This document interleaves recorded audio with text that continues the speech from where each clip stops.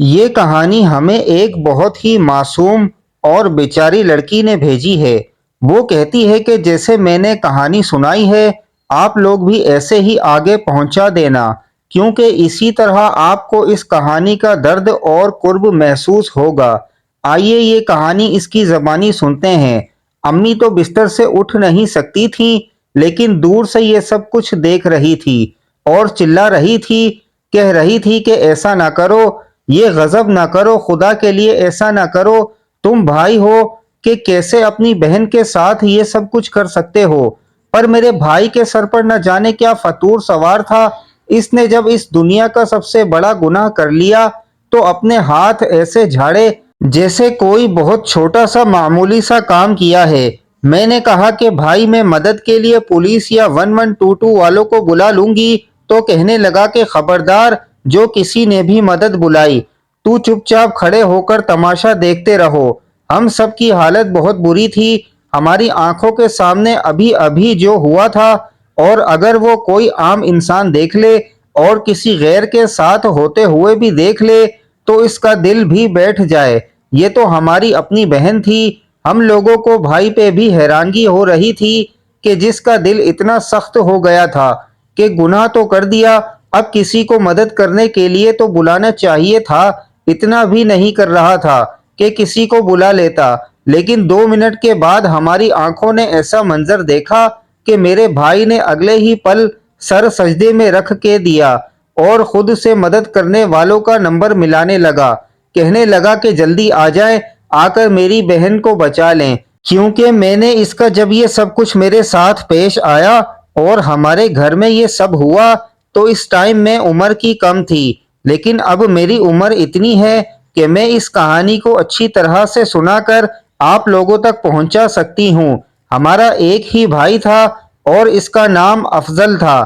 افضل ہمارا بھائی نہیں بلکہ ہماری ماں کے برابر تھا۔ یوں تو ہماری ماں بھی تھی، لیکن بہت زیادہ بیمار رہتی تھی اور بستر پر پڑی رہتی تھی۔ افضل بھائی ہی گھر کے سارے خرچے اٹھاتا۔ ہم 2 بہنیں تھیں، میری بڑی بہن کا نام مہتاب تھا اور میری امی کا نام حسنہ بی بی تھا۔ میرا نام مریم ہے۔ ہمارا گھر چھوٹا سا خوشیوں کا گہوارہ تھا۔ ہم لوگ ایک پرانے گھر میں رہتے تھے۔ پرانے گھر سے میرا مطلب ہے اس زمانے کا گھر جب انڈیا اور پاکستان کی پارٹیشن ہوئی تھی۔ ہمیں یہاں سے چلے جانا چاہیے تھا، لیکن فی الحال اس گھر کا کوئی گراہک نہیں لگ رہا تھا، اسی لیے ہم لوگ گزارا کرتے ہوئے ادھر ہی رہ رہے تھے۔ ہمارے گھر کے اندر ایک کنواں بھی تھا، ہم لوگ وہاں سے پینے کا پانی نکالتے اور استعمال کے پانی کے لیے ہم نے موٹر لگوائی ہوئی تھی۔ مجھے تو یہ گھر بہت اچھا لگتا تھا، اس کے کمرے بڑے بڑے تھے اور یہاں پر ایک تہہ خانہ بھی تھا۔ میں تو یہاں سے نہیں جانا چاہتی تھی، لیکن بھائی کہتا تھا کہ ہم اچھا سا گھر بنائیں گے۔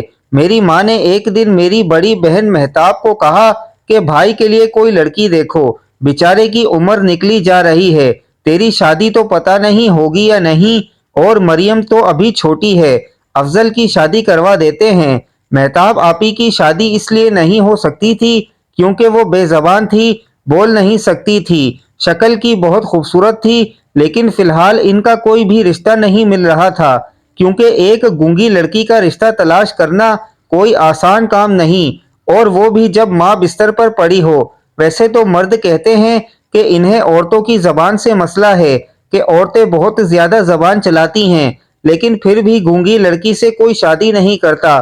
میری ماں نے اپنی ایک بہن یعنی ہماری خالہ کی ذمہ داری لگوائی کہ افضل کے لیے لڑکی تلاش کی جائے، اور ہم اس کے ساتھ مل کے رشتہ دیکھنے جانے لگے۔ ایک لڑکی پسند آ گئی جس کا نام ثانیہ تھا۔ لڑکی کی عمر بھی بھائی جتنی ہی تھی، بلکہ بڑی عمر کی لگ رہی تھی، لیکن ہمارے گھر کا ماحول کچھ ایسا تھا کہ رشتہ بس مل جاتا یہی کافی تھا، اور لڑکی بھی خوبصورت تھی، کیونکہ ماں بستر پہ پڑی تھی، نند گونگی تھی، یعنی ساری زندگی اس نے گھر پہ ہی رہنا تھا، ماں کو بھی سنبھالنا تھا، اور گھر بھی ہمارا بہت پرانا تھا، دیکھنے میں برا لگتا تھا۔ بس رشتہ مل گیا اور ثانیہ ہی ہماری بھابھی مل گئی۔ نے کہا کہ رسم کی۔ میرے بھائی نے کہا جو میری ماں بستر پہ پڑی ہے ہم لوگ زیادہ دھوم دھام نہیں کر سکتے، میری بہنیں چھوٹی ہیں، ان لوگوں نے بھی ہمارا ساتھ دیا۔ اور کہا کہ ہم بھی اپنی بیٹی کو کوئی جہیز تو نہیں دے سکتے، پر اپنی پھول سی بیٹی آپ کو دے رہے ہیں۔ ہم نے کہا کہ سنبھال کر رکھیں گے، آپ فکر نہیں کریں۔ ہم لوگ تو خوش تھے کہ گھر میں بھابھی آ رہی ہے، 2 سے 3 ہو جائیں گے، عورتوں کا راج ہوگا تو مزے بھی کیا کریں گے۔ لیکن ثانیہ بھابھی کو اپنے فون سے فرصت ملتی تو وہ ہماری طرف دیکھتی یا گھر کی طرف دیکھتی۔ خیر امی نے کہا تھا کہ 1 مہینے تک بھابھی سے کوئی کام نہ کروانا۔ امی روز اسے کہتی کہ شام کو آ کے میرے پاس بیٹھ جایا کر، اپنے افضل کی دلہن کو دیکھوں گی تو میرا دل بہل جائے گا۔ پر ایک دن بھابھی نے کہہ دیا کہ میں کوئی دل بہلانے کی چیز نہیں ہوں، مجھے نیند آ رہی ہے، میں تو سونے جا رہی ہوں۔ ہم نے یہ بات امی کو نہیں بتائی، کیونکہ جو بستر پہ پڑا ہوتا ہے وہ پہلے ہی بیچارہ بہت زیادہ جذباتی ہو چکا ہوتا ہے۔ امی نے اپنی چارپائی ایسی جگہ پہ رکھی تھی جہاں سے سب کچھ نظر آتا تھا، کچن کا دروازہ، باہر کا صحن اور مین دروازہ بھی۔ بھابھی کچھ اکھڑی اکھڑی سی لگتی تھی، اپنی ہی مستی میں رہتی تھی، فون سے تو ان کو فرصت ہی نہیں ملتی تھی، لیکن جیسے ہی بھائی گھر پہ آتا تھا وہ فون کو بالکل رکھ دیتی، ہاتھ ہی نہیں لگاتی تھی۔ بھائی نے کہا کہ سارے باہر بیٹھ کے چائے پیئیں گے۔ امی کی چارپائی کے پاس ہم لوگ بھی خوش ہو گئے، ہم نے چائے بھی رکھ دی، بھائی اور سامان بھی لے کر آئے تھے، سب ادھر ادھر کی باتیں کرنے لگے۔ بھائی بڑا مصروف رہتا تھا، اس کے پاس ہم سے بات کرنے کا بھی وقت نہیں ہوتا تھا۔ میری بھابھی نے بھی کوئی بات چھیڑی تو کہنے لگی کہ پورا دن اتنے کام ہوتے ہیں کہ فون دیکھنے کا بھی ٹائم نہیں ملتا۔ اور ہم لوگ یہ سن کے حیران رہ گئے کہ بھابھی تو فون کو چھوڑتی ہی نہیں، پھر بھائی کے سامنے جھوٹ کیوں بول رہی ہیں۔ بھائی نے بھی کہہ دیا کہ کوئی بات نہیں، ماں بیمار ہے، میری اور بہنیں چھوٹی ہیں، تم نے ہی سب کچھ سنبھالنا ہے۔ تو کہنے لگی کہ ہاں بالکل میں ہی سنبھالوں گی، لیکن وہ کچھ بھی نہیں سنبھالتی تھی۔ وہ صبح کمرے سے دیر سے نکلتی، ناشتہ ان کو تیار ملتا تھا، اس کے بعد دوپہر کا کھانا بھی ان کے کمرے میں دے دیتے، کیونکہ بھائی دوپہر کو کھانا کھانے نہیں آتے تھے۔ شام کی چائے وہ خود بناتی تھی، کبھی کبھی بھائی بھی آ جاتے تھے، اور رات کا کھانا وہ بھائی کے ساتھ کمرے میں ہی کھاتی تھی۔ پورا دن میں وہ اپنا کمرہ تک بھی خود صاف نہیں کرتی تھی، مجھے کہتی تھی کہ ذرا کمرہ صاف کر دو۔ میری امی سو رہی تھی اور مہتاب آپی کچن میں کھڑی تھی۔ جب مجھے میری بھابھی نے کہا تھا کہ کمرہ صاف کر دو، لیکن میں نے پہلے نہیں کیا، تو میں تھوڑی دیر سے کمرے کی طرف گئی۔ جیسے ہی اندر گئی، مجھے دیکھ کر انہوں نے میرے منہ پہ دروازہ بند کر دیا۔ میں نے ایک نظر دیکھا، میں ٹھیک سے نہیں کہہ سکتی، پر ان کے کمرے میں کوئی بیٹھا ہوا تھا، اور میرا بھائی بالکل بھی نہیں تھا۔ میں کچن میں آ گئی ہوں اور میں نے مہتاب سے کہا کہ بھابھی کا کوئی مہمان آیا ہے، اور آپ نے نہ پانی پوچھا نہ چائے، آپ چائے بنا دو، ان کے کمرے میں کوئی ان سے ملنے کے لیے آیا ہے۔ تو وہ کہنے لگی کہ کب آیا مجھے تو پتا ہی نہیں۔ وہ اشاروں سے باتیں کرتی تھی اور مجھے اس کے اشارے اچھی طرح سمجھ آتے تھے۔ اس نے چائے بنا دی اور میں ٹرے میں دے کر لوازمات رکھ کے جب کمرے میں گئی تو میری بھابھی نے دروازہ کھول دیا اور کہنے لگی کہ چلو صفائی کرو، لیکن جب میرے ہاتھ میں سامان دیکھا تو کہنے لگی کہ یہ کیا، یہ کوئی چائے کا وقت ہے؟ میں نے کہا وہ آپ کے مہمان آئے ہیں نا۔ تو یہ بات سن کے اس کے چہرے کی ہوائیاں اڑنے لگیں، کہنے لگی کہ نہیں، کوئی مہمان نہیں آیا، تمہیں لگتا ہے کوئی غلط فہمی ہوئی ہے، کوئی مہمان آیا ہوتا تو میں خود باہر آ کے چائے بنا لیتی۔ میں نے کہا کہ اچھا ٹھیک ہے۔ میری ماں نے مجھے کہا کہ تیرا بھائی بڑی محنت سے کماتا ہے، جب کوئی آیا نہیں تھا تو نے دن دہاڑے چائے کیوں بنوائی؟ میں نے کہا کہ میں نے خود دیکھا تھا اندر کوئی آدمی بیٹھا تھا۔ اس بات پہ میری ماں بھی چپ ہو گئی اور مجھے تو یہ کہہ کر ڈانٹنے لگی کہ تو نے صحیح سے دیکھا نہیں ہوگا، تجھے غلطی ہوئی ہوگی۔ پر مجھے اچھی طرح یاد ہے کہ جیسے ہی میں کمرے میں گئی تھی، دروازے کے پاس ہی کوئی بیٹھا ہوا تھا، کوئی لڑکا تھا، جیسے جوان لڑکے ہوتے ہیں۔ ہمارا بھائی بھی جوان تھا، لیکن وہ لڑکا نہیں لگتا تھا۔ مجھے لگا کہ شاید بھابھی کا بھائی یا کوئی کزن ہوگا۔ خیر میں نے اس موضوع کو چھوڑ دیا، لیکن بھابھی بھی تو اپنی اوقات دکھانے لگی۔ وہ پورا دن ہم سے جھگڑا کرتی اور جب شام ہوتی تو رونا شروع کر دیتی اور ہمارے بھائی سے کہتی کہ تمہاری بیمار ماں معذور بہن اور یہ چھوٹی جس کو تم چھوٹا سمجھتے ہو، یہ تینوں مل کے مجھے پورا دن ذلیل کرتی ہیں، مجھ سے سارے گھر کے کام کرواتی ہیں، مجھے تانے دیتی ہیں، مجھے ٹائم پہ کھانا نہیں دیتی اور مجھے باتیں سناتی ہے۔ بھائی نے پہلے تو یہ سب کچھ نظر انداز کیا، پھر اس کی بھابھی کے ساتھ لڑائی ہونے لگی۔ ایک دن وہ غصے سے اپنے کمرے سے نکلا اور ہم سب کو بھی بلا لیا اور امی کی چارپائی کے پاس بیٹھ گیا۔ کہنے لگا کہ آپ لوگ خود ہی پسند کر کے لائے ہو نا ثانیہ کو، پھر کیوں اس کے پیچھے پڑ گئے ہو؟ میری شادی کروائی ہے تو مجھے سکون سے رہنے دو۔ میں جب آتا ہوں وہ رو رہی ہوتی ہے، آج میرے ساتھ یہ ہوا ہے، آج میرے ساتھ وہ ہوا ہے۔ تم لوگوں کے کاموں کے لیے تو نہیں لایا ہوں، دو جوان بہنیں ہیں میری اور اس گھر میں کام ہی کتنے ہیں، اس سے تھوڑے بہت کام کرواؤ۔ یہ کس نے کہا ہے کہ سارے گھر کے کام اس سے کروا دو؟ میری بہن تو کچھ بول نہیں سکتی تھی۔ میری ماں نے کہا کہ ہم اس سے کوئی کام نہیں کرواتے، اس کا اپنا دل کرتا ہے تو وہ کچھ کرتی ہے، نہیں تو نہیں کرتی۔ اور جب سے وہ اس گھر میں آئی ہے، تو بتا کہ تو نے کسی اور کے ہاتھ کے ذائقے کو چکھا ہے؟ تیری بہنیں ہی کھانا بناتی ہیں اور گھر میں کام ہی کتنے ہیں، سب کام میری بیٹیاں ہی کرتی ہیں، وہ نہیں کرتی ہے۔ ہم اس سے کوئی کام نہیں کرواتے، ہم تو اس کا کمرہ بھی خود صاف کرتے ہیں۔ کہنے لگا کہ کیا وہ جھوٹ بول رہی ہے؟ تو میری ماں نے کہا کہ یہ تو ہی بہتر جانتا ہے یا وہ جانتی ہے۔ ابھی ہم بول رہے تھے کہ وہاں بھابھی آ گئی، ہمارا اپنا معاملہ تھا، ان کو بیچ میں بولنے کی ضرورت نہیں تھی، لیکن انہوں نے فساد بنا دیا۔ جو بات گھر کی بات سمجھ کر چپ چاپ ہو رہی تھی وہ لڑائی جھگڑے میں بدل گئی۔ بھائی نے آخر یہ کہہ دیا کہ مجھے چپ کر کے کمائی کرنے دو، اپنی آپس کی لڑائیوں کو ٹھیک کرو، نہیں تو میں کوئی اور فیصلہ کرنے پہ مجبور ہو جاؤں گا۔ میری ماں کی تو طبیعت خراب ہو گئی کیونکہ وہ اس کا مطلب سمجھ گئی تھی کہ وہ اپنی بیوی کو لے کے الگ ہونا چاہتا تھا۔ ایسے میں اگر وہ ہمیں چھوڑ کے چلا جاتا تو ہم کیا کرتے؟ ماں ہماری بیمار تھی، میں مہتاب کی شادی نہیں ہونے والی تھی اور میری تو ابھی پڑھائی چل رہی تھی۔ ماں نے ہمیں کہہ دیا کہ سیاہ کرتی ہے یا سفید کرتی ہے، جو بھی کرتی ہے تم لوگ اس کے معاملے میں نہیں بولو گے، جو کرتی ہے کرتی رہے، کچھ بولتی ہے کوئی بات کرتی ہے تو آگے سے جواب نہ دینا، نہیں تو اسے موقع مل جائے گا۔ وہ تمہارے بھائی کو تمہارے خلاف بھڑکا رہی ہے، اس کے دل میں نفرت ڈال رہی ہے، اگر اس کو پتہ چل گیا تو اور بھی زیادہ لڑائی جھگڑے ہوں گے، اس لیے بس تم لوگ چپ کر جایا کرنا۔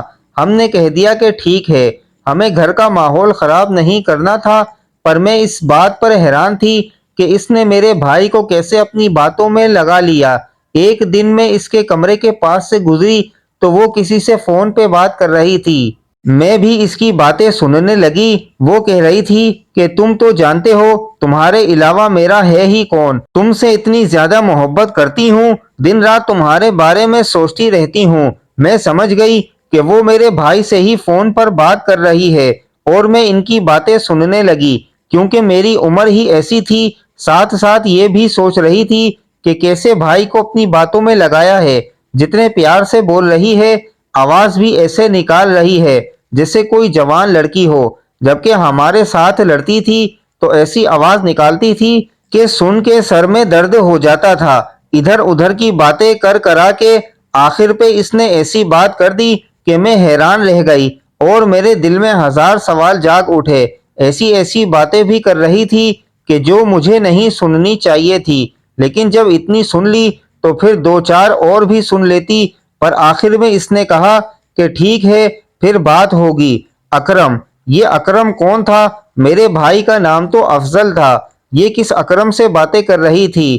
اور یہ جو اتنی پیار محبت بھری باتیں کر رہی تھی یہ بھائی سے نہیں کر رہی تھی۔ میرے اندر بدلے کی آگ تھی اور مجھے غصہ بھی آیا ہوا تھا۔ میں نے سوچ لیا کہ میں بھائی کو یہ سب کچھ بتا دوں گی، لیکن ابھی بھائی کے آنے میں بہت ٹائم تھا تو یہ ساری بات میں نے اپنی بڑی بہن مہتاب کو بتا دی۔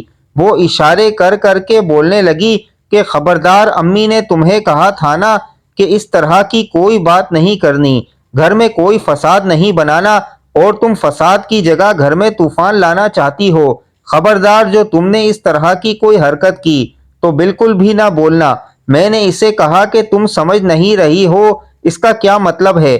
اس کا مطلب یہ ہے کہ بھابھی کسی اور سے باتیں کر رہی تھی۔ وہ کہنے لگی کہ ہو سکتا ہے اس کا کوئی کزن ہو یا بھائی ہو، ہمیں کیا کسی کے معاملے میں بولنے کی۔ میں نے کہا کہ کوئی بھی اپنے بھائی سے ایسی باتیں نہیں کرتا، میرا بھائی بہت زیادہ سخت تھا، وہ ہمیں فیشن بھی نہیں کرنے دیتا تھا، گھر میں ٹی وی بھی نہیں تھا، ورنہ ہم لوگ جیسے علاقے میں رہتے اور جس شہر میں رہتے تھے یہاں پر ایسا کچھ نہیں تھا۔ ٹی وی رکھنا تو بالکل بھی کوئی ایسی بات نہیں تھی جو بھائی منع کرتا، لیکن وہ پھر بھی ہمارے گھر کے ماحول کو اس طرح سے بنا کے رکھتا تھا کہ بس ہم اپنی مرضی سے سانس ہی لے سکتے تھے۔ جب امی سے شکایت کرتے کہ فلاں کے گھر تو ٹی وی ہے، کمپیوٹر ہے، اب تو فون بھی ہے، تو امی کہتی تھی کہ وہ تم لوگوں کو پالتا ہے، تمہارا باپ تو اس دنیا میں نہیں ہے، تمہارے لیے پیسے کماتا ہے، اگر گھر اس کا ہے تو پھر اصول بھی اس کے ہونے چاہیے۔ امی کے پاس ایک چھوٹا سا فون تھا، بس اسی پہ وہ کبھی فون کر کے پوچھ لیتا کہ گھر کیا لے کر آنا ہے۔ بھائی اور بھابھی کے آپس میں جھگڑے بھی بہت ہوتے تھے، لڑائی جھگڑے بہت زیادہ کرتے تھے، ایک دوسرے سے لڑتے رہتے تھے، لیکن کبھی بھابھی ہمارے ساتھ بیٹھ جاتی تو بس یہی جتانے کی کوشش کرتی تھی کہ تم لوگوں کے بھائی نے تو مجھے رانی بنا کے رکھا ہوا ہے، میری ہر بات مانتا ہے۔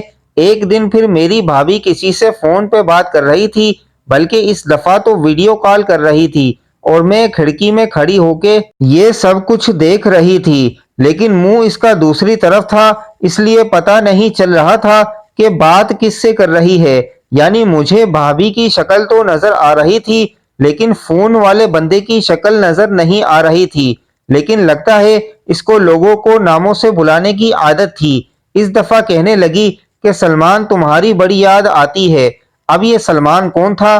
یہ میں چپ کر کے بیٹھی رہتی، کسی کو کچھ نہ بتاتی۔ یہ عورت بھی تو ہمارے سر پہ ناچ رہی تھی، تو جب اس کی کمزوری ہمارے ہاتھ میں آ رہی تھی تو ہم کیوں نہ کچھ بولتے۔ اس دفعہ میں نے یہ بات اپنی بہن کو نہیں بتائی، وہ تو ڈرپوک تھی، اس نے پھر مجھے روک دینا تھا۔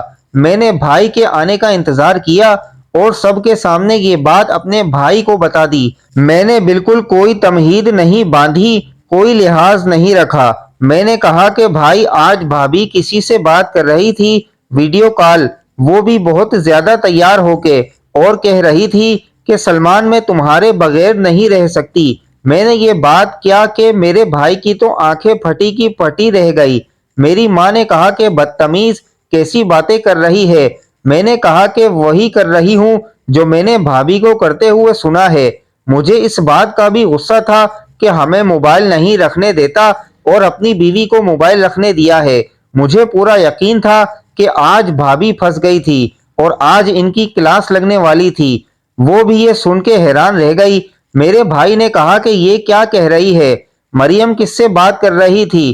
میں سمجھی تھی کہ میں جیت گئی، لیکن بھابھی نے تو بازی پلٹ دی۔ وہ کہنے لگی کہ نہیں، میں تو فون پکڑ کے ڈرامہ دیکھ رہی تھی، اس میں یہ ڈائلاگ تھا، اس سے پوچھیں اس نے دیکھا کسی کو؟ اب میں بھی تو سچی ماں کی بیٹی تھی، اگر میرے اندر چالاکی ہوتی تو میں کہہ دیتی کہ ہاں میں نے دیکھا۔ کسی کو میں نے کہا کہ نہیں دیکھا تو کسی کو نہیں، پر فون کی طرف دیکھ کے ہنس رہی تھی۔ میری ماں نے اپنا سر پکڑ لیا اور میرے بھائی نے رکھ کے میرے منہ پہ تھپڑ دے مارا۔ اس نے کہا کہ اگر وہ فون پکڑ کے ہنس رہی تھی، فون کی طرف دیکھ رہی تھی، تو اس کا مطلب وہ کسی اور سے باتیں کر رہی تھی، اور تیری جرأت کیسے ہوئی اپنی زبان سے یہ الفاظ نکالنے کی، اپنی بھابھی کو چھپ چھپ کر دیکھنے کی؟ پہلے تو مجھے بتا کہ تو وہاں پہ کیا کر رہی تھی اور اپنی بھابھی پہ الزام لگاتی ہے، وہ بھی سب کے سامنے؟ شرم نہیں آتی تجھ کو؟ میری بھابھی نے آگ میں تیل ڈالا اور رونا شروع کر دیا کہ آپ کی چھوٹی سی بہن نے مجھ پر اتنا بڑا الزام لگا دیا، یہ کیا میرے کمرے میں دیکھتی رہتی ہے؟ اس دن بھی کہہ رہی تھی بھابھی کے کمرے میں کوئی بیٹھا ہے، جبکہ آپ اپنی ماں سے پوچھیں کیا گھر میں کوئی آیا تھا؟ ماں جی آپ بتائیں، آپ نے کسی کو آتے ہوئے دیکھا تھا؟ تو میری ماں کہنے لگی کہ نہیں بیٹا، میں نے تو کسی کو نہیں دیکھا تھا، میری تو چارپائی سامنے پڑی ہے۔ میری ماں نے بھی حق اور سچ کا ساتھ دیا، وہ میرا ساتھ بھی دے سکتی تھی، لیکن وہ بھی تو میری ماں تھی۔ اس سے پہلے کہ مجھے دوسرا تھپڑ پڑتا میری ماں نے مجھے بچا لیا، اور بھائی وہ اپنی قسم دے دی کہ اس پہ دوبارہ ہاتھ نہیں اٹھانا۔ میری تو اچھی بھلی بےعزتی ہو گئی۔ میں نے اپنی بھابھی کو غصے سے دیکھا تو میرے بھائی نے کہا کہ دیکھو یہ کیسے گھور رہی ہے، اس لڑکی کا تو حال ہی کوئی نہیں، آج اس کی پڑھائی بند۔ میں ان کے قدموں میں بیٹھ گئی ہوں۔ کہنے لگی کہ نہیں، میری پڑھائی نہ بند کروانا، لیکن میرے بھائی نے کہہ دیا کہ اب سے یہ پڑھنے کے لیے نہیں جائے گی۔ میری تو ڈگری بھی پوری نہیں ہوئی تھی۔ یہ سب مجھ پہ بہت بھاری پڑ گیا تھا۔ میں دن رات روتی رہتی تھی۔ مجھے پڑھنے کا اتنا شوق تھا، میں چاہتی تھی کہ میں کچھ پڑھ لکھ کے اپنے لیے کچھ کروں گی، پیسے کماؤں گی تاکہ بھائی سے پیسے نہ لینے پڑیں، اپنی ماں کا علاج خود کرواؤں گی۔ جن کے باپ نہیں ہوتے نا، ان کے دماغ میں اس طرح کی باتیں، اس طرح کے ارادے آتے ہیں۔ میرے دماغ میں بھی تھے، لیکن اب سب کچھ ختم ہو گیا۔ کسی کی پڑھائی کو روک دینا اس پہ سب سے بڑا ظلم ہے، تو پھر دوبارہ سے وہ سلسلہ نہیں جڑ سکتا ہے۔ میں نے صبح پھر بھائی سے معافی مانگی، میں نے بھابھی سے بھی معافی مانگی کہ آپ ہی کوئی مدد کریں، تو کہنے لگی کہ نہیں کرنی تھی نا جاسوسی، کیوں میری جاسوسی کر رہی تھی؟ میرے کمرے میں چھپ چھپ کے لوگوں کو دیکھ رہی تھی، ادھر ادھر چھوٹی سی چوہیا بن کے۔ اب گھر میں ہی بیٹھ۔ میں حیران رہ گئی، میری بھابھی باقاعدہ مجھ پہ ہنس رہی تھی۔ میں نے کہا کہ آپ ہنس رہی ہیں؟ تو کہنے لگی کہ ہاں، یہ دیکھو ہنس رہی ہوں، اور مجھے عجیب سا ہنس کے دکھایا۔ مجھے لگا تھا کہ میری بھابھی اتنی بھی بری نہیں ہے، بس وہ ایک روایتی عورت ہے جیسے بھابیاں ہوتی ہیں، لیکن یہ تو نہ صرف بری تھی بلکہ بد کردار بھی تھی۔ کہنے لگی کہ ابھی تو تمہاری پڑھائی بند کروائی ہے، اب تمہاری گونگی بہن کو اس گھر سے نکلواؤں گی، تمہاری ماں کو اس دنیا سے بھیجوں گی، اور تمہاری شادی تو کم عمری میں کرواؤں گی تاکہ تمہیں لگ سمجھ جائے، پھر یہ پورا گھر میرا ہو جائے گا۔ اس پرانے گھر کو بیچ کے ڈیفینس میں بگلا لوں گی۔ تم لوگوں کو کیا لگتا ہے میں نے تمہاری بڑی عمر کے بھائی سے شادی کیوں کی؟ کہاں تمہارا بھائی اور کہاں میں؟ یہ گھر دیکھ کے اور یہ دیکھ کے کہ دو چار لوگ ہیں، ان کو تو میں ایک جھٹکے میں پار کروا سکتی ہوں۔ میں حیران تھی کہ وہ میرے سامنے یہ سب کچھ کیوں بول رہی تھی۔ کیا اسے ڈر نہیں تھا؟ لیکن اسے پتا تھا کہ وہ میرے سامنے کچھ بھی بولے میں تو ثابت ہی نہیں کر پاؤں گی، اس لیے تو بول رہی تھی۔ میرے پاس کون سا کوئی فون تھا جو میں اس کی آواز ریکارڈ کر لیتی، اور ریکارڈ کر بھی لیتی تو اس نے مکر جانا تھا۔ وہ ان لوگوں میں سے تھی جو چھوٹی چھوٹی باتوں کے پیچھے قرآن کو اٹھا کر لے آتے ہیں اور قسمیں کھاتے ہیں۔ ہمارے گھر میں کبھی بھی کسی نے قرآن کی قسم نہ کھائی۔ اب دن رات بھابھی قرآن کی قسم کھا لیتی، کوئی بات ہوتی تو کہتی کہ میں نے نہیں کی ہے۔ میری ماں کہتی تھی کہ جس جگہ پہ قرآن کی قسم کھائی جاتی ہے، بھلے سچی ہی کیوں نہ ہو، وہاں پہ بے برکتی پڑ جاتی ہے۔ وہ بار بار یہی کہتی تھی کہ اس معاملے میں نہ بولا کرو۔ ایک دن کسی سے فون پر بھابھی بات کر رہی تھی اور کہہ رہی تھی کہ بوڑھی کی بھی جان اٹکی ہوئی ہے، بھائی نے نیا کام پکڑ لیا، اب وہ راتوں کو بھی نہیں آتا تھا۔ بھابھی کے کمرے سے دیر رات تک کسی سے باتیں کرنے کی آواز آتی تھی، ایسا ہی تھا کہ ہم لوگ آنکھوں دیکھی مکھی کو نگل رہے تھے، کیونکہ کر کچھ نہیں سکتے تھے۔ ایک دن میری ماں نے پوچھ لیا کہ ساری رات تم باتیں کرتی رہی، تمہارا شوہر باہر آتا رہا؟ تو کہنے لگی آپ کے بیٹے سے ہی بات کر رہی تھی، جبکہ ہمیں پتا تھا کہ بھائی جس جگہ کام کے لیے گیا تھا اس نے وہاں پہ کام کرنا تھا، وہ رات کو بیٹھ کے اپنی بیوی سے باتیں نہیں کر سکتا تھا۔ پھر ایک اور بات پتا چلی، اور یہ بات مہتاب کو پتا چلی تھی۔ اس نے رپورٹ دیکھی اور مجھ سے پوچھا کہ یہ کیا ہے، تو میں نے اسے بتایا بھابھی نے شاید اپنا حمل بھی گرایا تھا۔ یہ بات ہم نے اپنی ماں کو بتائی تو ہماری ماں تو بچوں کی طرح رونے لگی کہ میں کب سے ترس رہی ہوں اپنے بیٹے کی اور اولاد دیکھنے کے لیے، شاید اسی لیے ابھی تک زندہ ہوں کہ اس کی اولاد دیکھ کے اس دنیا سے جاؤں، اور اس عورت نے یہ کیا کر دیا۔ اب تو ماں نے بھی فیصلہ کیا کہ بھائی سے بات کرنی پڑے گی، لیکن بھائی کی پہلے سے ہی بھابھی سے اس موضوع پہ کافی لڑائی ہو چکی تھی۔ جب ہم نے بات کی تو اس نے غصہ ہم پہ نکال دیا اور کہا کہ شادی کر کے لایا ہوں، خرید کے تو نہیں لایا نا، بچہ پیدا کرنا چاہتی ہے، ابھی تو نہ کرے، اس نے پیدا کرنا ہے اور پھر سنبھالنا بھی تو اس نے ہے۔ میری ماں نے کہا کہ کیوں وہ سنبھالے گی، ہم مر گئے ہیں۔ کیا تم، میرا بھائی کہنے لگا، آپ لوگوں سے اپنا آپ نہیں سنبھالا جاتا، اس کو دن رات برا بھلا کہتے ہو تو کیا اس کی خدمت کرو گے؟ غصہ اس کو بھی تھا، اس کے دل میں بھی بات تھی، لیکن اسے بھی پتا تھا کہ وہ اب کچھ نہیں کر سکتا۔ گھر کا ماحول خراب نہ ہو اس لیے ہمیں کہہ رہا تھا کہ کچھ نہیں ہوا، چھوڑ دو، بس جو ہونا تھا وہ ہو گیا، اب اس کے بارے میں زیادہ بات کر کے کیا حاصل؟ میری ماں نے کہا، ہم تیری بیوی کا دشمن نہیں ہیں، وہ ہماری دشمن ہے، ہم تو ابھی بھی اس کا خیال کرتے ہیں، کبھی کسی کے سامنے اس کی برائی نہیں کی، لوگوں کو یہی کہتے ہیں کہ بڑی اچھی بہو ہے، ہمارا بہت خیال کرتی ہے۔ میرے بھائی نے کہا کہ یہ سب چھوڑیں، مہتاب کی شادی کروا دیں، تو میری ماں نے کہا کہ اس بیچاری سے شادی کون کرے گا؟ بھائی نے کہا کہ ایک رشتہ دیکھا ہے میں نے، تو میری ماں خوش ہو گئی کہ تو نے بھی اپنی بہن کے بارے میں سوچا، کیا کرتا ہے لڑکا؟ تو بھائی کہنے لگا کہ لڑکا نہیں ہے اور ہوگا کوئی 50 سال کا، اس کی پہلے سے ایک بیوی ہے، 8 بچے ہیں، ایک بیوی سے سارے بچے سنبھالے نہیں جاتے، اس لیے وہ دوسری شادی کرنا چاہتا ہے، گھر کے کام زیادہ ہیں، بچوں کی ذمہ داری ہے، اس کی بیوی بیمار رہتی ہے، ہماری مہتاب سے شادی کر لے گا، جہیز بھی اس کو نہیں چاہیے۔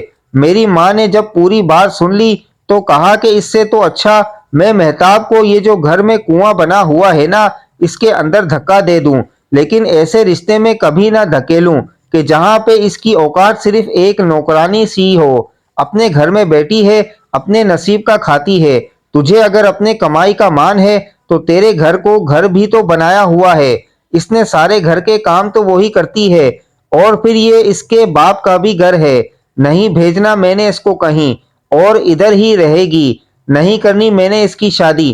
بھائی کو اس بات پہ اور غصہ آ گیا، بھائی ہم سے دور ہی ہوتا چلا جا رہا تھا اور بہت زیادہ بدتمیز اور شفاق ہو گیا تھا، میری پڑھائی چھڑوا دی اور مہتاب کے لیے ایسا رشتہ لے کر آیا، جبکہ ایسے رشتے تو مہتاب آپ ہی کو ملتے تھے، لیکن وہ خود کہتا تھا کہ میں نے اس کی شادی ایسی جگہ نہیں کروانی، جو کام پہلے اس کے لیے غلط تھا، برا تھا، وہ اب صحیح کیسے ہو رہا تھا؟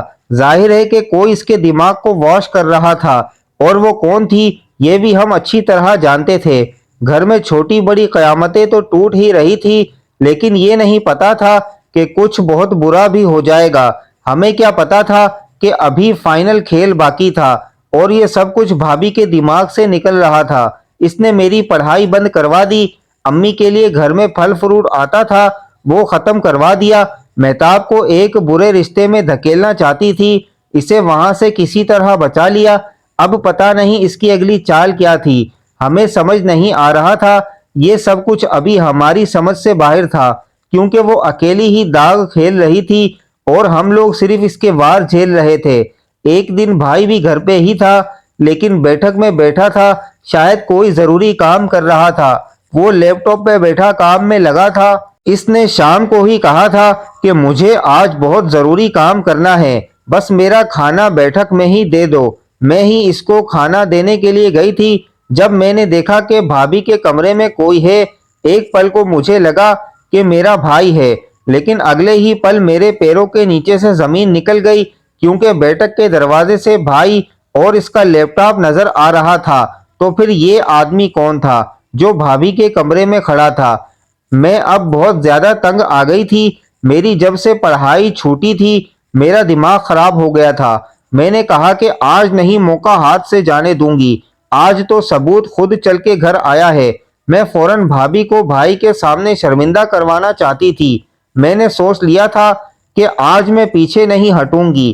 اس دن میری پڑھائی بند ہوئی تھی نا، میں نے الزام لگایا تھا، اب میرا کیا بگاڑ لیں گے، اب میرے پاس کھونے کے لیے کیا تھا؟ میں فوراً بھائی کے کمرے میں گئی اور میں نے کہا کہ بھابھی کے کمرے میں کوئی آدمی اور وہ اس کے ساتھ باتیں کر رہی ہے۔ بھائی نے کہا کہ تیرا پھر دماغ خراب ہو گیا ہے، تجھے پھر ناشتہ کروانا پڑے گا، وہ تھپڑ کی بات کر رہے تھے۔ میں نے کہا کہ آپ مجھے جتنا مرضی مار لیں، لیکن پہلے جا کے دیکھیں آپ کی بیوی کیا کر رہی ہے۔ رات کا وقت تھا، میں تو پانی پینے کے لیے اٹھی تھی، میں نے دیکھا کہ بھابھی کے کمرے میں کوئی ہے، لیکن پھر مجھے یاد آیا کہ آپ کو بیٹھک میں بیٹھے ہیں، اگر آپ کو یقین نہیں ہے تو ابھی جا کے خود دیکھ لیں، لیکن چپکے سے جائیے گا۔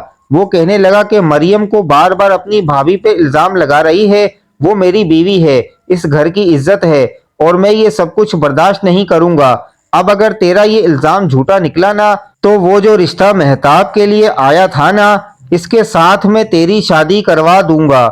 یہ سن کے تو مجھے بھی ڈر لگ گیا، کیونکہ میرا دشمن بھی کمزور نہیں تھا۔ دشمن کبھی کمزور نہیں سمجھنا چاہیے۔ میں نے بھائی سے کہا کہ بس اب جلدی چلیں، جلدی جلدی چلیں تو آپ کو سچ پتہ چل جائے گا۔ مجھے ڈر بھی لگ رہا تھا کہ اگر میں جھوٹی ثابت ہوئی اور میری شادی واقعی بھائی نے ادھر کروا دی تو میں تو پھنس جاؤں گی، لیکن مجھے اللہ پہ یقین تھا کہ کچھ برا نہیں ہوگا۔ پر جیسے ہی ہم لوگ بھابھی کے کمرے کی طرف جانے لگے، بھابھی ہمیں راستے میں ہی مل گئیں۔ وہ شاید ہمارے پاس آ رہی تھی، مجھے دیکھ کے کہنے لگی، تم کیوں آدھی رات کو جاگ رہی ہو؟ تو میں چپ ہو گئی۔ میرے بھائی نے کہا کہ کون ہے تمہارے کمرے میں؟ تمہارے کمرے میں کوئی ہے کیا؟ تو کہنے لگی کہ میرے کمرے میں؟ آپ کو کس نے کہا کہ میرے کمرے میں کوئی ہے؟ ارے میں تو آپ کو یہ بتانے آ رہی تھی کہ مہتاب کے کمرے میں کوئی ہے۔ میں یہ سن کے حیران رہ گئی اور میرا بھائی بھی۔ وہ کہنے لگا، کیا فضول باتیں کر رہی ہو؟ میری بہن کے کمرے میں اس ٹائم کوئی آدمی کیسے ہو سکتا ہے؟ تو کہنے لگی کہ میں نے اپنی آنکھوں سے دیکھا ہے، آپ بھی خود جا کے دیکھ لیں، اور مریم تو نے بھی تو دیکھا تھا، پھر تو کہیں بھاگ گئی۔ میرا بھائی مجھے بھی شکی نظروں سے دیکھنے لگا۔ میں حیران رہ گئی۔ ہم جب اس کے کمرے میں گئے تو ہم نے دروازے پہ دستک دی، دروازہ اندر سے بند تھا، اور میری بہن کا بھی دروازہ اندر سے بند نہیں کرتی تھی، کیونکہ ایک تو وہ بول نہیں سکتی تھی، اسی لیے دروازے کو بند نہیں کرتی تھی کہ کہیں کوئی مسئلہ بن جائے تو بیچاری پکار بھی نہ سکے۔ میرے بھائی کو اتنا غصہ آیا کہ اس نے دروازے کو دھکے لگانا شروع کر دیے اور دروازہ توڑ دیا۔ سامنے کا منظر دیکھ کے ہم سب لوگ حیران رہ گئے۔ مہتاب بستر پہ بیٹھی تھی اور ایک لڑکا کھڑکی سے بھاگ رہا تھا۔ ویسے تو وہ بھاگ گیا تھا، لیکن سب نے دیکھ لیا کہ کوئی لڑکا تھا جو اندر تھا، اور ہمیں دیکھ کے ڈر کے بھاگ گیا۔ میرے بھائی نے یہ منظر کیا دیکھا، اس کے تو سر پہ غصہ سوار ہو گیا، اور مہتاب کے پاس گیا اور اسے غصے سے ہاتھ پکڑ کے باہر لے آیا، بالکل میری ماں کی چارپائی کے سامنے۔ میری ماں بھی شور سن کے جاگ گئی، جو پہلے سو رہی تھی۔ کہنے لگا کہ کیا کر رہی تھی؟ تو اس گھر کو تو نے کیا بنا لیا؟ ہم تو شریف لوگ تھے۔ کون تھا وہ لڑکا جو بھاگا؟ تیری شادی نہیں کروا رہے تو ان کاموں پہ اتر آئی ہے۔ میری ماں بھی یہ باتیں سن کے حیران ہونے لگی۔ میرے بھائی نے مختصر میری ماں کو سارا کچھ بتایا۔ وہ اپنے دل پہ ہاتھ رکھ کے رہ گئی۔ میرے بھائی نے کہا کہ تم لوگ میری بیوی پہ الزام لگاتے رہے، اسے برا بناتے رہے، لیکن آج تم لوگوں کا اپنا راز میرے سامنے کھل گیا ہے۔ یہ ہے تم لوگوں کی اصلیت۔ اور امی، آپ کو بھی نہیں پتا کہ یہاں کیا ہوتا رہا۔ دیکھیں اپنی بیٹی کی کرتوتیں۔ میری ماں بھی حیران تھی، وہ تو بس رو رہی تھی۔ مہتاب تو بار بار اشارے کر رہی تھی کہ ایسا کچھ نہیں ہے، کچھ نہیں ہے، لیکن اب اس کی کس نے سننی تھی؟ بہت بڑا فساد بن گیا، تماشا بن گیا، یہاں تک کہ لڑتے لڑتے صبح ہونے لگی، صبح کی روشنی پھیلنے لگی، اذانیں ہونے لگیں۔ میرے بھائی کو بہت زیادہ غصہ آ چکا تھا۔ وہ مہتاب کو کھا جانے والی نظروں سے دیکھ رہا تھا۔ وہ پیچھے پیچھے جا رہی تھی اور یہ آگے آگے بڑھ رہا تھا اور بولتا جا رہا تھا کہ تو نے اچھا نہیں کیا، اب تو ہمارے گھر کی عزت کو داؤ پہ لگائے گی۔ لوگ کیا کہیں گے کہ یہ دیکھو بغیرت آدمی جا رہا ہے، لیکن میں بغیرت نہیں ہوں۔ پیچھے پیچھے جا رہی تھی۔ میری ماں تو بستر سے اٹھ نہیں سکتی تھی۔ میں قریب گئی تو میرے بھائی نے مجھے دھکا دے دیا۔ میں نے بھابھی سے کہا کہ خدا کے لیے بھائی کو روکو، بھائی بہن پر ہاتھ نہ اٹھا دے۔ تو کہنے لگی، دو چار تھپڑ لگانے دو، اتنے تو اس کے بنتے ہیں۔ میں نے کہا کہ آپ کو اچھی طرح پتا ہے کہ غلطی کس کی ہے۔ تو اس نے منہ پھیر لیا۔ میں نے پھر بھی معافی مانگی اور کہا کہ معاف کر دو مجھے، اگر مجھ سے کوئی غلطی ہوئی ہے۔ میری بہن پر الزام مت لگاؤ، وہ بیچاری بے زبان ہے، وہ کچھ بول بھی نہیں سکتی، مہربانی کرو۔ میری بھابھی میری اس حالت پہ خوش ہو رہی تھی، مجھے اس حال میں دیکھ کے محفوظ ہو رہی تھی، کہہ رہی تھی کہ دیکھو آج تمہارے کیا حالات ہو گئے، لیکن میں اپنی بہن کو بچانے کے لیے کچھ بھی کر سکتی تھی۔ ہم سب تو یہی سوچ رہے تھے کہ شاید بھائی مہتاب پر ہاتھ اٹھائے گا، پر بھائی نے تو وہ غضب کر دیا کہ ہم حیران رہ گئے۔ اس نے اچانک سے مہتاب کو کنویں کے اندر دھکا دے دیا۔ یہ کنواں بہت پرانے زمانے کا بنا ہوا تھا اور بہت زیادہ گہرا تھا۔ اندر سے اس کے چیخنے چلانے کی آوازیں آنے لگی۔ میری ماں تمہیں حیران رہ گئی اور بے ہوش ہو گئی، اور مجھے سمجھ ہی نہیں آیا کہ اچانک سے یہ سب کچھ کیسے ہوگا۔ میں چلائی اور میں نے کہا، یہ کیا کیا بھائی آپ نے، یہ کیا کیا؟ تو کہنے لگا کہ بالکل ٹھیک کیا، میں نے اسی قابل تھی، یہ کوئی ضرورت نہیں اس کو یہاں سے نکالنے کی، اندر ہی پڑی رہے گی۔ میں نے کہا کہ فون کرو کسی کو، 1122 فون کر، وہی نکال سکتے ہیں، اتنی بڑی سزا نہ دو۔ تمہاری بیوی کے کمرے میں تھا وہ آدمی، میں نے اپنی آنکھوں سے دیکھا۔ میرے بھائی نے کہا کہ چپ کرتی ہے یا تجھے بھی اس کے پیچھے بھیج دوں؟ میں نے کہا کہ بھیج دو مجھے بھی اس کے پیچھے، کیونکہ آج نہیں تو کل یہی کرو گے۔ بھائی ایک سائیڈ پہ کھڑا ہو گیا تھا کہ میری معصوم بہن کے چلانے کی آوازیں بند ہو جائے۔ وہ تو بے زبان تھی، چلا بھی مشکل سے رہی تھی، پیدائشی گونگی نہیں تھی۔ جب میرے بابا اس دنیا سے گئے تھے تو اس نے اتنا صدمہ لیا کہ اس کی زبان بند ہو گئی تھی۔ اور آج اس کے ساتھ کیا ہوا؟ ہمارے گھر کے برتن دھوتی رہی، صفائیاں کرتی رہی، رشتے والیاں اس کو ریجیکٹ کر کے جاتی رہیں، یہ سب کچھ دیکھتی رہی، اور آج اس پہ الزام لگ گیا، اتنا بڑا الزام۔ اب تو بیچاری کے اندر جینے کی کوئی خواہش ہی نہ ہوگی، لیکن میں اسے ایسے اس دنیا سے جانے نہیں دے سکتی تھی۔ میری ماں بے ہوش ہو چکی تھی، اس کو نہیں پتا تھا کہ کیا ہو رہا ہے۔ جب ہوش میں آتی تو شاید اس کی ایک بیٹی اس دنیا میں نہ رہتی۔ 1122 والوں کا آفس پیچھے ہی تھا، دل تو کیا کہ الٹے قدم بھاگ جائیں اور ان کو بلا کر لاؤں۔ وہ زیادہ دور نہیں تھے، لیکن میرے بھائی نے کہا کہ خبردار جو گھر سے باہر قدم رکھا، نہیں تو مجھ سے برا کوئی نہیں ہوگا۔ میرا بھائی اپنے کمرے میں چلا جائے۔ جب بھابھی بھی آگے بڑھی اور میری حالت زار پر ہنسنے لگی اور آگے بڑھ کے کنویں کے اندر دیکھنے لگی اور کہنے لگی کہ اوہو، یہ تو رسی کے ساتھ لٹکی ہوئی ہے، بڑی جان پیاری ہے، اس کو اس کی زندگی میں ہی، کیا اس سے تو کسی نے شادی بھی نہیں کرنی؟ توبہ توبہ، ایسے نہیں۔ وہ ہنس رہی تھی اور ہم لوگ رو رہے تھے۔ میں کیا کرتی؟ میری تو اس وقت کوئی مرضی نہیں تھی، اپنی ماں کے پاس جاتی یا اپنی بہن کو بچاتی۔ اس کے پاس بھاگنے لگی کہ کوئی رسی ڈھونڈوں، اور میری بھابھی مہتاب کو چڑھانے لگی کہ یہ لو میرا ہاتھ پکڑ لو، میرا ہاتھ پکڑ لو۔ آگے آگے ہونے لگی۔ میں نے اتنی بے بسی اپنی زندگی میں کبھی محسوس نہیں کی تھی۔ جب بابا اس دنیا سے جا رہے تھے تب بھی نہیں۔ بہت زیادہ پریشان تھی، جو اچانک سے ایک منظر دیکھا کہ بھابھی جو آگے آگے ہو کے مہتاب کو چڑھا رہی تھی، ان کا پاؤں پھسل گیا اور وہ کنویں کے اندر گر گئی۔ جیسے ہی بھائی نے یہ منظر دیکھا، وہ بھاگتا ہوا آیا اور اسے بچانے کی کوشش کرنے لگا، لیکن وہ بہت نیچے تھی۔ بھائی نے فوراً 1122 کال کی اور کہا کہ آ کے مدد کریں۔ میں نے جیسے پہلے بتایا کہ ان کا آفس سے زیادہ دور نہیں تھا، اس لیے وہ جلدی آ گئے اور انہوں نے امدادی کارروائی شروع کی۔ میرے ماں کو ہوش آ گیا اور میں نے کہا کہ اللہ نے مدد بھیجی ہے، ہماری بہن کو وہ لوگ باہر نکال لیں گے۔ میں نے ان کو یہی کہا کہ بھائی نے غصے میں ایسا کیا تھا، لیکن ابھی مدد کرنے والوں کو بلایا ہے تاکہ میری ماں کا صدمہ تھوڑا کم ہو جاتا۔ وہ لوگ اپنی ٹیم کے ساتھ یہ سب کچھ کرنے لگے اور وہ بھی حیران ہو رہے تھے کہ دو عورتیں ہیں، سب کیسے کنویں میں گر گئیں۔ انہوں نے بڑی مشکل سے دونوں کو باہر نکال لیا۔ میری بہن کی حالت ٹھیک تھی، وہ اپنے ہوش میں تھی، لیکن بہت ڈری ہوئی تھی۔ ڈر کی وجہ سے اس کا پورا وجود کانپ رہا تھا۔ میری ماں کے گلے لگ گئی۔ میری ماں نے اسے اپنی آغوش میں لے لیا۔ میں نے جلدی جلدی اس کے اوپر کمبل ڈال دیا۔ جب بھابھی کو باہر نکالا تو وہ بالکل بے ہوش تھی۔ ہمیں لگا کہ شاید ڈر سے بے ہوش ہو گئی ہوگی۔ تھوڑی دیر کے بعد کچھ عجیب سا محسوس ہوا، جیسے کوئی بات بتائی گئی ہے۔ میرے بھائی نے چیخیں مارنی شروع کر دی۔ ان لوگوں نے کہا کہ آپ کی بیوی اس دنیا میں نہیں ہے، کیونکہ وہ پانی کے اندر گر گئی تھی اور ڈر کے مارے ان کی زندگی جا چکی ہے۔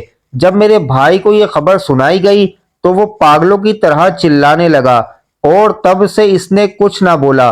پہلے بری طرح چلایا اور اس کے بعد چپ ہو گیا۔ بعد میں یہ خبر بھی سامنے آئی کہ بھابھی ماں بھی بننے والی تھی، لیکن شاید اسے خود بھی پتا نہیں تھا۔ ہمارے گھر میں تو صفِ ماتم بچھ گئی، کسی کو کیا پتا کہ یہاں کیا ہو رہا تھا۔ بھابھی اس دنیا سے چلی گئی۔ بھابھی کے اس دنیا سے 2 ہفتے کے جانے کے بعد یہ خبر بھی سامنے آ گئی کہ بھابھی نے محلے کے نظر میں کتنے لڑکوں کے ساتھ چکر چلا رکھا تھا، اور وہ بھائی کو پہلے ہی کہہ رہی تھی کہ یہ گھر بیچ کے نیا گھر لیں اور ان کے نام کروائیں۔ بھائی کو پتہ چل گیا کہ بھابھی بری تھی، لیکن پھر بھی وہ پہلے جیسا نہیں رہا۔ اس نے امی سے معافی مانگی اور مہتاب سے بھی۔ مہتاب نے اسے فوراً معاف کر دیا، وہ بیچاری ایسی ہی تھی۔ ہم تو اس بات پہ خوش تھے کہ بس اس کی زندگی بچ گئی۔ پتہ نہیں یہ کیسے ہوا تھا۔ بھائی نے اس کے بعد شرمندگی کے مارے یا احساس گناہ تمہارے نہ جانے کیا سوچ کر باہر کے ملک کی نوکری پکڑ لی۔ وہ باہر چلا گیا، اب وہاں سے پیسے بھیجتا ہے۔ مہتاب کی شادی کروا دی ہے بہت ہی اچھے انسان سے۔ اس کی شادی ہوئی ہے، جوان بھی ہے اور کنوارا بھی، پیسے بھی اچھے کماتا ہے۔ بس اس کی ایک ٹانگ میں تھوڑا نقص ہے، جس کی وجہ سے اس نے مہتاب سے شادی کرنے کے لیے بارے میں سوچا، اور ہم نے بھی فوراً رشتہ قبول کر لیا۔ وہی ہمارے گھر کا مرد بن گیا، ادھر ہی رہتا ہے۔ میرا بھی رشتہ طے ہو گیا ہے، اور آج اس بات کو 8 سال ہو گئے ہیں۔ بھابھی کے بارے میں سوچتے ہیں تو ان کی بری حرکتیں یاد تو آتی ہیں، لیکن ان پہ غصہ نہیں آتا، کیونکہ وہ جوانی میں اس دنیا سے چلی گئیں۔ وہ میری بہن کو چڑھا رہی تھی، ہمارے حالات پہ ہنس رہی تھی، خوش ہو رہی تھی۔ شاید اللہ نے ان کو سزا دی، ورنہ سوچنے کی بات ہے کہ جس اسکول میں میری بہن پہلے گری اس کی جان بچ گئی، اور وہاں بھی بعد میں گری تھی، لیکن ان کی جان نہیں بچی۔ تو یہ اللہ کا معجزہ اور کرشمہ ہی نہیں تو اور کیا تھا۔ اللہ سب کچھ دیکھ رہا تھا، وہ سب کو دیکھتا ہے۔ وہ بھابھی کو بھی دیکھ رہا تھا اور ہمیں بھی۔ ہم لوگ غلطی پہ نہیں تھے۔ بھابھی کے جانے کے بعد ان کے اور بہت سے تماشے کھلے تھے۔ بھائی نے پھر اس کے بعد کبھی ان کا نام بھی نہیں لیا، لیکن کسی اور سے شادی کرنے کی بات بھی نہیں تھی۔ شاید ان کا شادی کے اوپر سے اعتبار ہی اٹھ گیا کہ اب وہ کسی سے شادی ہی نہیں کرنا چاہتے۔ 2 سال بعد ملنے کے لیے آتے ہیں، آنکھیں بھی نہیں ملاتے۔ ہم بھی ان سے کوئی شکوہ نہیں کرتے، کچھ نہیں کہتے ہیں ان سے، بس آتے ہیں تو اسی طرح سے رہتے ہیں جیسے پہلے رہتے تھے، لیکن ان کی آنکھوں میں احساس سے گناہ نظر آتا ہے۔